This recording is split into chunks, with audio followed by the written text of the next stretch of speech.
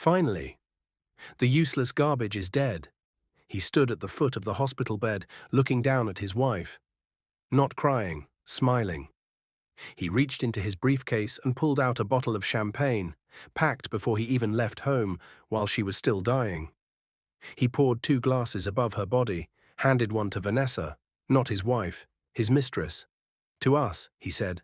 The glasses met, sharp, bright, obscene. The sound cut through the silence like a scream, and what he didn't know, what he couldn't see, was the camera in the corner, recording every word, every gesture. In 11 days he would stand in a church, 400 people in front of him. Every toast, every word, every smile, about to be exposed. And someone he thought was gone was watching. Relax, sit back. You're about to see something no one expects. Hit that like button and let's go back to the start. 8 weeks earlier. Tracy noticed it first on a Tuesday. Morgan's phone, face down on the kitchen counter. It lit up, a name she didn't recognize. Vanessa. The message preview disappeared before she could read it. Morgan grabbed the phone, smiled at her, kissed her cheek. Client issue, I'll handle it upstairs. He left. Tracy stood in the kitchen. She didn't follow him. She didn't ask questions. She poured her coffee, and she made a note, mentally, the way she made notes of everything. Vanessa. Tuesday, 9:47 p.m. The second time was Thursday. Morgan said he had a late client dinner. He didn't come home until 1 a.m. Tracy was awake, reading contracts in bed. He walked in smelling like perfume she didn't own. How was dinner? She asked. Long, he said, exhausting. I'm going to shower. He showered for 20 minutes. When he came to bed, he fell asleep in 40 seconds. The sleep of a man with nothing on his conscience. The third time was the following Tuesday. The name again. Vanessa. This time, 3 messages in a row. Morgan's phone buzzed on the table during breakfast. He grabbed it fast, too fast. Work? Tracy asked. Always is, he said. He stood up, left the room. Tracy sat at the table. She didn't follow him. She finished her coffee, and she called Lisa. Lisa had been Tracy's best friend since they were 9 years old. She picked up on the first ring. I need you to look into something, Tracy said. No greeting, no preamble. Lisa knew that tone. What do you need? A name, Vanessa. I don't have a last name, but she's been texting Morgan, late nights, multiple times. Lisa didn't ask if Tracy was sure. She didn't ask if it could be innocent. She said, give me 48 hours. 48 hours later, Lisa walked into Tracy's office. She didn't sit down. She dropped a folder on the desk. Inside it, dates, locations, receipts, a hotel. 40 minutes outside the city, charged to a credit card in Morgan's name, a card Tracy had never seen, 12 visits, over 6 months, always on Tuesday or Thursday nights, always the same room. Tracy looked at the folder. She didn't cry. She didn't throw it. She opened it. Read every page, methodically, the way she read contracts. Then she closed it. And she said, keep pulling. Lisa pulled. What she found was bigger than an affair. It was a system. Morgan had been inside Tracy's company for 3 years. He had administrative access. He had signing authority. He had used both, quietly, patiently, to redirect money. Contracts sent to vendors Tracy never approved. Invoices paid for services never rendered. Payments routed through shell companies that existed only on paper. Lisa's investigator traced them. 3 shell entities, all connected, through 2 degrees of separation, to one person. Vanessa. Tracy's forensic accountant put the number on paper. $2.3 million, over 36 months, systematic, surgical, planned. Tracy looked at the number. She picked up her pen. She initialed the bottom of the page. Don't stop, she said. That weekend, Tracy hosted her company's annual partner dinner. Morgan had insisted on coordinating it. She let him. He booked the venue. He arranged the seating. He sent the invitations under both their names. His name first. The room was full. Partners, clients, board members, people who had worked with Tracy for years. The event was celebrating a major milestone, a distribution deal that added 3 new revenue streams to the company. Tracy's deal, her strategy, her execution. Midway through the evening, Gerald walked over. Gerald had been with Tracy's company since year 2. He was holding a glass of wine, smiling. "Tracy, I just wanted to say congratulations. This deal is a masterpiece." He extended his hand toward her. Morgan stepped forward. One step, smooth, natural, barely noticeable, but enough. He intercepted Gerald's handshake before it reached Tracy. Gerald adjusted, without thinking, and shook Morgan's hand instead. "We're proud of it," Morgan said. "Not she's proud, not Tracy worked hard. We." He clapped Gerald on the shoulder, then he turned, just slightly, and gestured toward Tracy with a loose wave of his hand. "She's just happy to be here." He laughed. Gerald laughed, the uncomfortable laugh of a man who wasn't sure what he'd just witnessed. Tracy smiled. The smile didn't reach her eyes. Across the room, near the bar, a woman was watching. Tracy had noticed her earlier, didn't recognize her. Mid-30s, expensive dress, comfortable posture, the posture of someone who knew exactly where they were supposed to be. Now, the woman was looking directly at Tracy, and she smiled. Not a polite smile, not a friendly smile. The smile of someone who already knows how the story ends. Tracy picked up her glass. She drank. She didn't look at the woman again, but she filed the face, she filed the smile, she filed Morgan's step forward. She filed Gerald's uncomfortable laugh.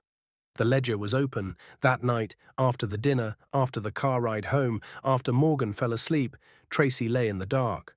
Her phone lit up. "Lisa." She answered. "Tracy." One word. "The man just erased you, in your own room." Tracy was quiet. "It was just the way he said it, Lisa." "It was exactly the way he said it." Silence. "Get some sleep," Tracy said. She hung up. She didn't sleep. 2 days later, Morgan made his second mistake. Tracy was in her office. Her assistant knocked. "Tracy, there's an issue with the Patterson contract." Tracy looked up. "What issue?" "It's been redirected. The meeting was cancelled, under your name." Tracy pulled up her calendar. The meeting was still there. She hadn't cancelled it. She pulled up the company's contract management system. The Patterson deal, a major logistics contract, had been rescheduled. The new vendor listed Apex Distribution Solutions, a company Tracy had never approved. She pulled the registration documents for Apex. The listed director, a name she didn't recognize. She forwarded it to her forensic accountant. 6 hours later, he called. "Apex is a shell, registered 8 months ago, beneficial owner, traced through 2 intermediary entities, is connected to someone named Vanessa Marsh." Tracy was quiet.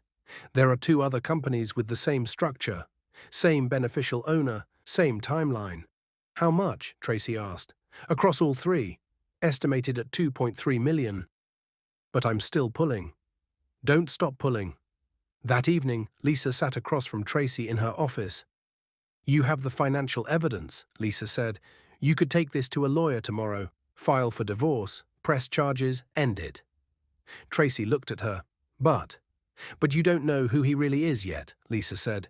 "You know what he did. You don't know who he becomes when he thinks you're completely gone." Tracy said nothing. "You run a company," Lisa said. "You understand diagnostics. You don't guess what's wrong with the system. You test it under pressure. You watch what it does when it thinks no one's looking." Silence. "Fake a health crisis," Lisa said. "See his true colors." Tracy said no. Immediately. Clearly. Lisa didn't push. She let it sit. 3 days later, Lisa brought it up again. Tracy said no again, quieter this time. Lisa nodded, left it alone. 4 days after that, Morgan came home at midnight. He smelled like wine Tracy didn't buy, and perfume she didn't own. He kissed her cheek. Long client dinner. He went upstairs. Tracy sat in the kitchen, in the dark, for 20 minutes. Then she picked up her phone, called Lisa. "If we do this," Tracy said, "we do it completely. No emotions, no half measures. We treat it like an operation." Lisa said, "That's exactly what it is." Tracy made one call the next morning. Dr. Reeves, chief of cardiology, St. Matthew's Medical Center, college friend. 22 years. She didn't ask him as a favor. She presented it the way she presented every business arrangement. With clarity, with legal protection, with a specific outcome in mind. I need to stage a cardiac event, she said. Real medications, real symptoms, real tests, real hospital admission. The only variable you control is the final monitor reading. Dr. Reeves was quiet for a long moment. Tracy, this is not a small ask. I know. If this goes wrong, it won't, because you're the best. Silence. Why? He asked. Because I need to know who my husband becomes when he thinks I'm gone. Another pause. Then, when do we start?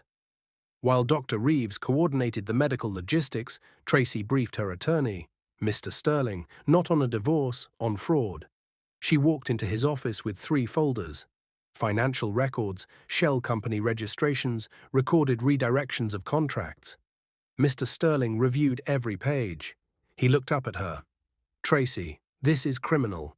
This goes beyond civil proceedings. I know. This man could face arrest. She looked at him steadily. I know, Mr. Sterling. Make sure the evidence is irrefutable. 1 week later, Tracy was admitted to St. Matthew's Medical Center, Dr. Reeves' ward, 4th floor. The staff on that floor, hand-picked, limited to those Dr. Reeves trusted. The medications did exactly what they were designed to do. Her heart rate spiked, then dropped. Her blood pressure swung. Her charts showed a woman in acute cardiac distress. She lay in that bed. And she looked, by every visible measure, like a woman running out of time. Lisa called Morgan 40 minutes after Tracy was admitted. He arrived 20 minutes later. He came through the door with the right expression. Worry, concern, fear, carefully arranged across his face. He crossed to the bed, took her hand. I'm here, baby. I'm right here. His voice was soft, controlled, technically perfect, but Lisa, standing in the corner, watched his face. He checked his phone. Twice, in the first 4 minutes. His eyes went to the window before they went to Tracy's face. When he spoke to Dr. Reeves, his questions were specific. How long until we know more? What's the timeline on recovery? If this gets worse, what are we looking at? Not the questions of a grieving husband, the questions of a man assessing a schedule. On the 2nd day, Tracy made her decision. Before the condition worsened, before the final stage of the plan, she gave Morgan 1 exit, 1 door. She had Lisa send 1 text to his phone. It said, I know, all of it. Just tell me it isn't true. Those words alone. And we closed the book. Morgan was in the hospital cafeteria when the text came. Lisa watched him from across the room. He read it. His face didn't change. He put the phone in his pocket. He stood up, walked back to Tracy's room. He leaned down, kissed her forehead. You need to rest, baby, he said softly. Stop worrying about things that don't matter. He sat down in the chair beside her bed. He pulled out his phone. He deleted the text. He chose pride. He chose Vanessa. He chose $2.3 million. He chose the champagne he'd already bought and put in his car. He chose, and in choosing, he locked every door behind him. What came next wasn't punishment. It was consequence. On the evening of the 3rd day, Dr. Reeves adjusted the monitors. The readings dropped. Severely, the language on the charts became the language of finality. Calls went out. Family arrived. The room filled, then, at Dr. Reeves' direction, emptied to immediate family only. Morgan sat beside the bed, his face in his hands. Lisa stood in the corner, watching. At 9:47 p.m., the monitor flatlined. 1 long, unbroken tone, Dr. Reeves stepped forward, checked for pulse, checked pupil response. He looked at the family. I'm sorry, she's gone. Morgan's body collapsed into the chair. His face went into his hands, his shoulders shook. The room believed him. Dr. Reeves believed him. Even the nurses, who'd seen 1,000 deaths, believed him. Lisa did not. The room emptied, slowly, carefully, family guided into the corridor by nurses. Dr. Reeves stayed behind, briefly, then left to handle the paperwork. The door closed. Almost. Morgan sat in that chair for 2 full minutes, face in his hands, shoulders still shaking. Then he stopped. He lifted his head. He looked at Tracy's body. He looked at the door. He pulled out his phone. 1 text, sent. 30 seconds later, the door opened. Vanessa walked in. She closed the door behind her, looked at the bed, looked at Morgan. Something passed between them, wordless, decided, complete. Morgan stood, walked to his briefcase on the chair, clicked it open, reached inside, pulled out the champagne. He poured 2 glasses. Above her body. Looked down at Tracy. Finally. A pause. The useless garbage is dead. Vanessa took the glass. Morgan raised his. She built it, he said, but she never knew what to do with it. He looked at Vanessa. We do. The glasses met. The sound, sharp and obscene, cut through the room. Morgan sat on the edge of the bed, right beside Tracy's body. And he talked. The will's in probate, but it won't take long. Sterling's firm handles the estate. I've already talked to him twice about preparing for the transition. He thinks I'm grieving. Vanessa smiled. What about the board? The board follows money, Morgan said, and the money follows me now. I've been signing off on contracts for 2 years. Half of them think I already run the place. He took a drink. The house is in her name, but I'm the spouse. Automatic transfer. The cars are company vehicles. I've been driving them anyway. The accounts... He paused. The accounts are going to take some finesse. But we've got time. How much time? A month, maybe 6 weeks. Then we move everything that matters into the new structure. Clean, legal, untouchable. Vanessa walked to the window. What about her mother? What about her? Morgan said. She's 74. She'll get some keepsake jewelry and a monthly stipend. She won't fight. And Lisa? Morgan laughed. Lisa's nobody. She's been Tracy's emotional support dog for 20 years. She doesn't even work for the company. She has no standing. He stood up, walked to Vanessa, put his hand on her waist. 3 years, he said. 3 years we've been waiting for this. I know. It's done now. She's gone. And everything she spent 12 years building, he kissed her, is ours. What Morgan didn't know, what he couldn't see from where he stood, was the camera. Positioned in the upper left corner of the room, installed by Lisa 2 days before Tracy was admitted, recording every word, every gesture, every toast, every smile. And Tracy, lying in that bed, completely still, wasn't dead. She was listening. The funeral was 11 days later. Morgan planned every detail himself. He chose the church, St. Augustine's, the one with the vaulted ceilings and the stained glass windows that made everything look more important than it was. He chose the flowers. White roses, elegant, expensive. The kind that said beloved wife without having to mean it. He chose the casket. Mahogany, brass handles, top of the line, empty. He wrote the eulogy himself, rehearsed it in the mirror, twice. On day 3 after Tracy's death, Morgan moved into the master bedroom, the one Tracy had designed. He brought Vanessa with him. They slept in Tracy's bed, used Tracy's bathroom. Vanessa opened Tracy's closet and said, "Some of this stuff is actually nice. I might keep a few pieces." Morgan laughed. "Keep whatever you want. She's not using it." On day 5, Morgan showed up at the office, unannounced. He walked past Tracy's assistant without stopping, went into Tracy's office, sat at her desk. Her assistant, Jennifer, stood in the doorway. "Mr. Morgan, is there something you need?" "Just getting a handle on things," he said. "Preparing for the transition." "Transition?" "The board's going to need leadership, continuity. I've been working alongside Tracy for years. It makes sense." Jennifer didn't say anything. She left the door open when she walked away. On day 7, Morgan cancelled Tracy's standing charitable commitment, a monthly donation to a women's business scholarship fund. Tracy had been funding it personally for 6 years. Morgan called the organization. "Hi, this is Morgan, Tracy's husband. I'm calling to let you know we'll need to pause the monthly contributions, given the circumstances." The woman on the other line offered condolences. Morgan accepted them. "We'll revisit this in a few months," he said. "Once things settle." He never planned to revisit it. He redirected the funds into an account Vanessa had opened the week before. On day 9, the board requested a meeting. Morgan took it. 5 board members, video call. Carol, the board member who'd worked with Tracy for 9 years, spoke first. "Morgan, we want to offer our deepest condolences. Tracy she was the foundation of this company." "She was," Morgan said, "and I intend to honor that. We wanted to discuss interim leadership, just until we can formalize a succession plan. Morgan leaned forward. I appreciate that, Carol, and I think the right move here is stability. The clients know me. The vendors know me. I've been signing contracts and managing operations for 2 years. The transition should be seamless. One of the other board members, a man named Richard, cleared his throat. Morgan, with all due respect, you were never formally appointed to an executive role. Morgan smiled. The smile didn't reach his eyes. With all due respect, Richard, I've been doing the job, title or no title, and right now, this company needs someone who can step in without a learning curve. Carol looked uncomfortable.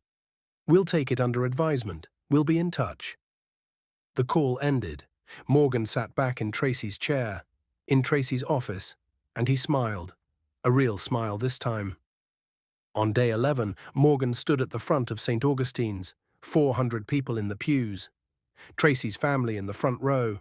Her mother, 74 years old, holding a tissue in both hands. Her colleagues, her clients, her board members. People who had worked with her, built with her, trusted her. All of them dressed in black. All of them believing she was gone. Morgan stepped to the podium. He adjusted the microphone. He let the silence sit for exactly the right amount of time, the silence of a man too grief-stricken to begin immediately. He cleared his throat. He began. Tracy was the most loyal woman I have ever known. He paused, let the word hang in the air. She gave everything to the people she loved, everything to this company, everything to this family. His voice cracked, just slightly, on the word family. Someone in the third row reached for a tissue. I used to tell her, Tracy, you give too much of yourself. Save something for you. He stopped, pressed his lips together, collected himself. And she would look at me and say, Morgan, what else is love for? He had practiced that line 40 times, in the mirror of the estate that had Tracy's name on the deed, in the car that belonged to Tracy's company. While Vanessa listened on the phone and told him how convincing he sounded. She built something here that will outlast all of us, he continued, a company that doesn't just deliver results, it delivers on values, integrity, loyalty, trust. Every word about Tracy's values was a word about the money he'd stolen. Every sentence about her integrity was a sentence about the contracts he'd redirected. Every pause, calculated, every emotion, rehearsed. He was very, very good. I know Tracy would want us to carry forward what she started, to honor her vision, to protect what she built. He looked out at the room, at 400 people who believed every word. And I promise you, I will spend the rest of my life making sure her legacy. The doors opened, not with a crash, not with a bang. They simply opened. Wide, steady, deliberate. Mr. Sterling walked in first, mid-60s, grey suit. The posture of a man who'd been in more courtrooms than churches. Behind him, 2 attorneys, younger, sharper, carrying briefcases that looked heavier than they should. The room turned, first the back rows, then the middle, then the front. The low murmur that had been running under Morgan's eulogy, the soft rustle of 400 people sitting in grief, stopped. Not slowly, all at once, like someone had cut the sound. The silence that followed wasn't empty. It was the silence of 400 people holding the same breath. The silence of a room that understood, before it understood why, that something had shifted. Permanently. Morgan looked up from his notes. He saw Mr. Sterling. His hands tightened on the edges of the podium. His face, arranged so carefully into grief, flickered. Just for a second. Into something else. Confusion. Then calculation. He opened his mouth. He did not speak. Because behind Mr. Sterling, behind the 2 attorneys, the doorway filled again. Tracy walked in. She was dressed in black. Not the black of mourning, the black of decision. A suit, tailored, precise. Her hair pulled back. Her face, calm. Not the calm of someone at peace. The calm of someone who'd already made every choice that led to this moment. And hadn't regretted one.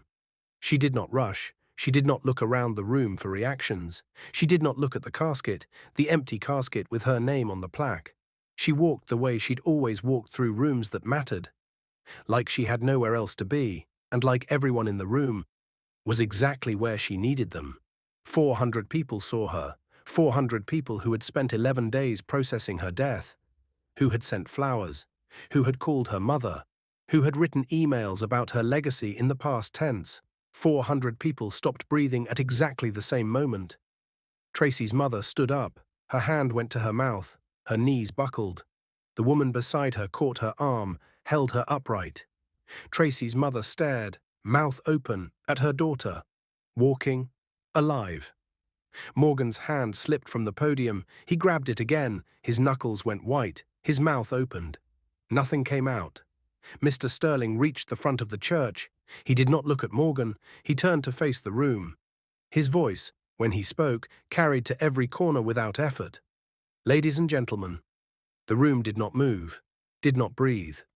Please allow me to introduce the sole founder, sole owner, and chief executive officer of this company, and of every asset, property, and holding connected to it. He turned, stepped aside, extended his hand toward Tracy. Mrs. Tracy. Tracy walked forward. She did not acknowledge Mr. Sterling. She did not look at the room. She looked at Morgan. For the first time since she walked through those doors, she looked directly at him, and Morgan looked back. His face, the face that had practiced grief in a mirror, collapsed. Not into tears, into something worse, into the expression of a man who has just realized that the ground he was standing on was never solid, that it was never his ground, that it had always, always been hers. His legs gave out. He grabbed the podium with both hands. The microphone, clipped to the edge, tilted forward. It tipped, it fell, hit the wooden edge of the podium with a sharp crack. The feedback screech tore through the church, high, piercing, ugly, the sound of something breaking that was never supposed to break. The sound of a performance ending. Someone in the front row gasped, then another. Then the room found its breath again, not in words, but in the collective exhale of 400 people trying to process what they were seeing. Morgan straightened, or tried to. His hands shook on the podium. He opened his mouth. The words he'd rehearsed, the ones about legacy and loyalty and carrying Tracy's vision forward, were gone. Deleted. There were no lines left in the script for this, because he had never written this scene. Mr. Sterling walked to the podium. He did not ask Morgan to move. He simply stood beside him. And the presence, the sheer institutional weight of the law standing next to a man who had spent 3 years stealing, was enough. Morgan stepped back, one step, then another. His hand caught the edge of the first pew. He gripped it. Mr. Sterling placed a single document on the podium. He did not look at it yet. He looked at Morgan. Mr. Morgan. His voice was not loud. It didn't need to be. For the record, and in the presence of these witnesses, I have several questions regarding your administration of Mrs. Tracy's estate and business holdings. Morgan said nothing. His mouth was open. No sound came out. Can you explain the transfer of $2,341,000 from the company's operating account to a series of shell entities over a period of 36 months? Silence.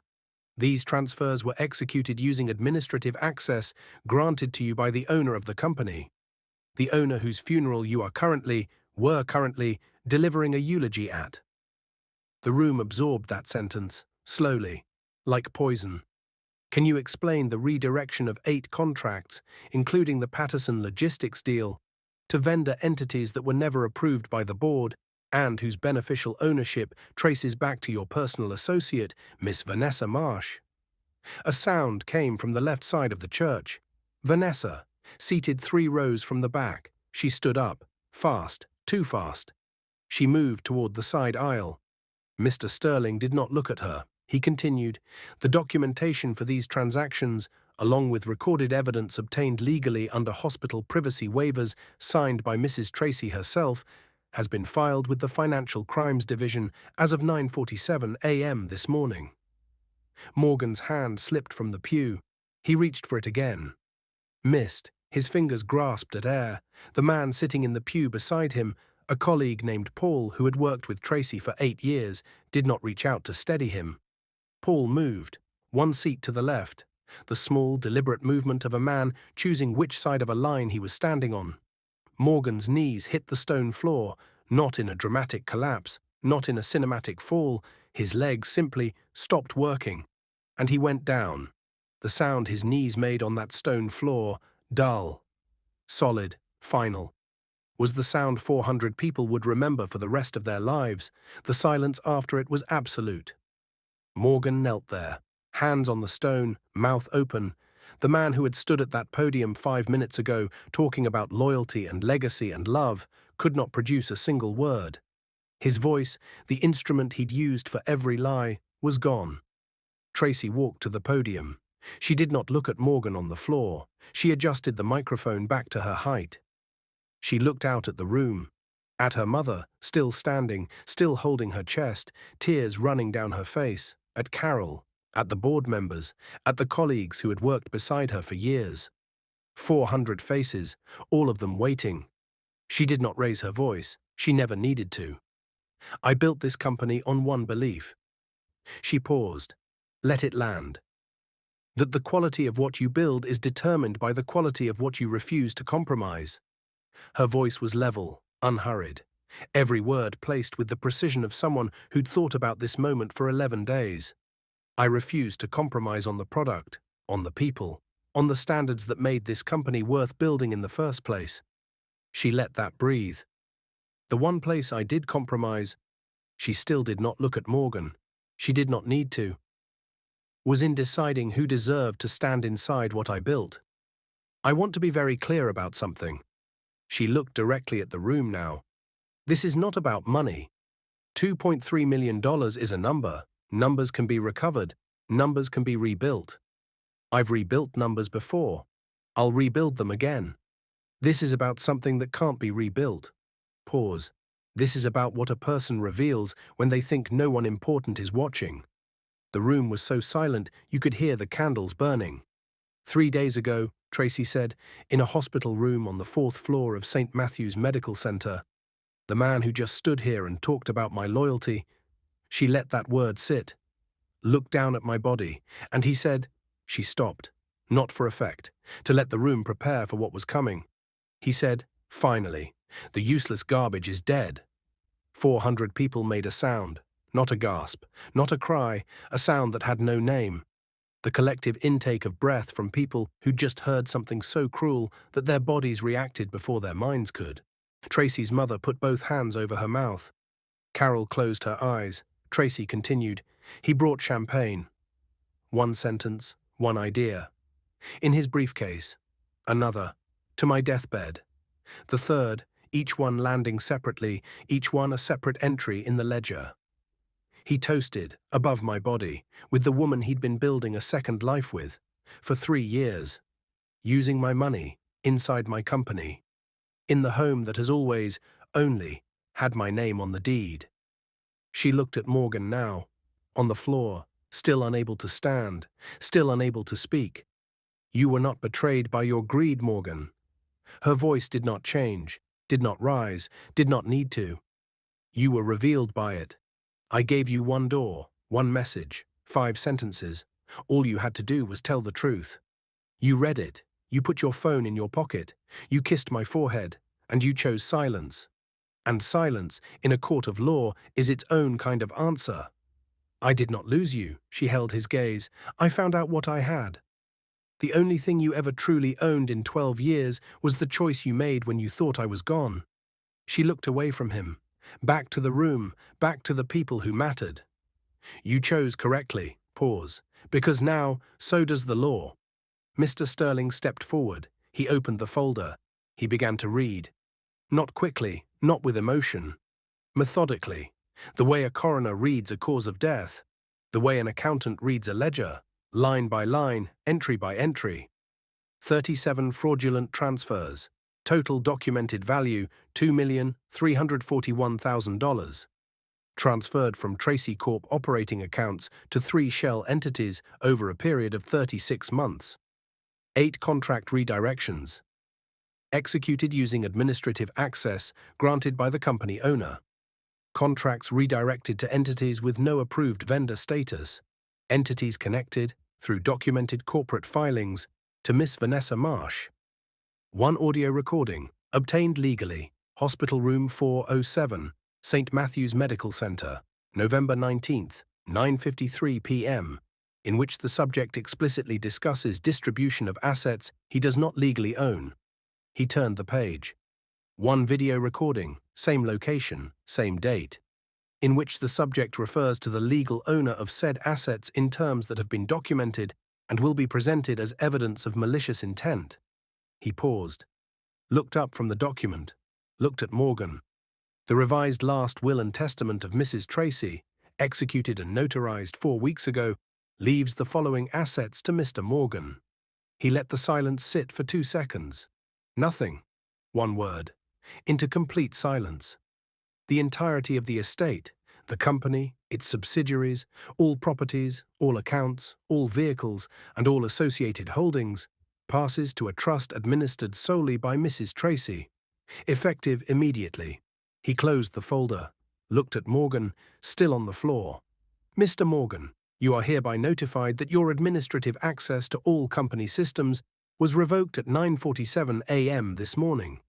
Your signatory authority on all corporate accounts has been voided, effective retroactively to the date of the first documented fraudulent transfer, November 14th, 3 years ago. This means that every contract you have signed, every agreement you have executed under the authority of this company is now under legal review. He let that land. Every single one. A door opened at the side of the church. 2 police officers walked in. They did not rush. They walked with the measured pace of people who'd done this before, who knew exactly what they were here to do. They reached Morgan. One of them spoke, quietly. Morgan did not respond. They helped him to his feet. Not roughly, not gently, mechanically. The way you help furniture that's fallen into the wrong place. Morgan stood. His suit, the expensive suit he'd bought with Tracy's money, was wrinkled, creased at both knees from the stone floor. He looked at Tracy, one last time. She had already looked away. They walked him toward the side door, past the front row, past Tracy's mother, past Carol, past every colleague, every partner, every board member who had ever shaken his hand in a room he didn't build. The door closed behind him, quietly. On the left side of the church, Vanessa had almost reached the exit. Almost. The third attorney was already there, standing in the space between her and the door. He held out an envelope. She looked at it, looked at him, looked around the room, searching 400 faces for one person who might intervene, one ally, one friend, one single face that might offer her something. Not one person moved, not one face changed. The woman who had smiled at Tracy across a crowded room 6 months ago, the woman who had stood in a hospital room toasting above a body, the woman who thought she knew how this story ended, was now looking for help, and finding none. She took the envelope, her hands were shaking, the attorney stepped aside, she walked out. Not with confidence, not with the posture of someone who'd won something, with the speed of someone running. Mr. Sterling returned to the podium. A few additional items for the record. His voice, still calm, still measured. The estate property currently occupied by Mr. Morgan is to be vacated within 24 hours. A locksmith will arrive tomorrow at noon. Any personal belongings not removed by that time will be held in secure storage, pending resolution of legal proceedings. The company vehicle, a Mercedes S-Class registered to Tracy Corp., is to be surrendered by 6 p.m. today. A company representative will collect it from the estate. All corporate credit instruments issued under Mr. Morgan's name have been cancelled. As of 10:02 a.m., the moment Mrs. Tracy entered this building, he paused. Mr. Morgan's last recorded transaction on said corporate card, flowers, purchased at 8:14 a.m. this morning, for this service, charged to an account that, as of 10:02, no longer exists. The room sat with that, the specific surgical precision of it, not just the loss. The architecture of the loss, the way it had been built, quietly, carefully, completely, by the woman standing at the front of the room. A woman in the 4th row stood up. Carol. She started clapping, slowly. Then the person beside her, then the row behind, then the room. Not the applause of entertainment, not the applause of surprise, the applause of recognition. 400 people acknowledging something they didn't have another word for. Tracy stood at the podium and received it. Not with a smile, not with a bow. With the stillness of someone who had not done this for applause. Who had done it because the ledger required it. And now, the ledger was closed. Lisa walked from the back of the church to the front. She stood beside Tracy. She didn't say anything. She didn't need to. Tracy looked at her, and for the first time since she'd walked through those doors, something moved across Tracy's face, something that wasn't precision, wasn't strategy, wasn't the controlled stillness of a woman executing a plan. Something human. Lisa put her hand on Tracy's arm. That was all. 4 months later, Morgan sat in a rented room, 9th floor, small building, north side of the city, single bed, particle board desk, a window that looked out onto a parking lot where the same 6 cars parked every day. The television was on. He wasn't watching it, he was staring at the wall, the specific, unfocused stare of a man who had run out of plans. The news came on. He didn't change the channel. The anchor's voice filled the room. In business news, Tracy Corp announced its largest expansion in company history today, adding 4 new regional distribution centers and over 300 jobs. Morgan's eyes moved to the screen. Tracy was standing at a podium. Different podium. Not a church, not a funeral, a press conference. Bright, clean, professional. Beside her, Lisa. Behind her, the board. Carol, Richard, the others. Tracy was signing something, a document. The camera zoomed in on her hand as she signed her name. Then she looked up. Not performing, not celebrating, just present. In the way people are present when they're exactly where they're supposed to be. The room around her erupted in applause. She shook hands with the governor, with the mayor, with people Morgan didn't recognize. The chyron at the bottom of the screen read, Tracy Corp expansion to create 300+ jobs, $40 million economic impact. Morgan watched. He did not turn off the TV. He did not stand up. He did not move. He watched the woman he had called useless garbage sign her name to the largest expansion in the history of everything he had tried to take. When the segment ended, when the screen moved to sports, Morgan still didn't move. He sat in the dark, after the light from the TV changed, for a long time. The prison had no bars, no walls anyone else could see. It was built entirely from one memory, one message, 5 sentences. I know, all of it. Just tell me it isn't true. Those words alone. And we closed the book. He had read it, put the phone in his pocket, kissed her forehead, chosen the champagne. That moment, that choice, that was the cell, and he would live inside it for the rest of his life. Tracy was at her desk at 6:47 a.m. The city outside her window just beginning to wake. The coffee cup beside her keyboard, ceramic, chipped on the left side, the one she'd had for 11 years. Her name on the building across the street. She was reading a contract. Found the sentence, 2 pages from the end, that would have cost everything by morning. Picked up her pen, circled it. Made a note in the margin, moved to the next page. She was not thinking about Morgan, not thinking about the hospital, not thinking about the church, not thinking about the champagne or the floor or the moment his voice broke when he couldn't explain the $2.3 million. She was thinking about the work, the specific, quiet, daily work of building something that lasts. That is what peace looks like. Not the absence of pain, the return to purpose. Morgan had one message, 5 sentences, one honest answer. The entire ledger closes, the business stays. The marriage ends with dignity instead of handcuffs. The estate doesn't get liquidated. The name doesn't become the kind of word that clears rooms. He read those 5 sentences. He put the phone in his pocket. He kissed her forehead. And he chose the champagne. So here's what I want you to sit with. Have you ever noticed that we only start valuing people the moment we realize we might actually lose them? Morgan didn't stop loving Tracy. He stopped seeing her as someone who could leave. The second he thought she couldn't walk away, the second he believed she'd always be there, he stopped treating her like she mattered. He didn't devalue her because he was cruel. He devalued her because he thought she was his. And the moment someone becomes yours in your mind, the moment you stop thinking they have a choice, that's the moment you stop earning them. We're building something here, a collection of people who appreciate stories like this. Every subscription moves us closer to 10,000 subscribers. Your name on that subscriber list matters. Will you be on it when we hit the goal?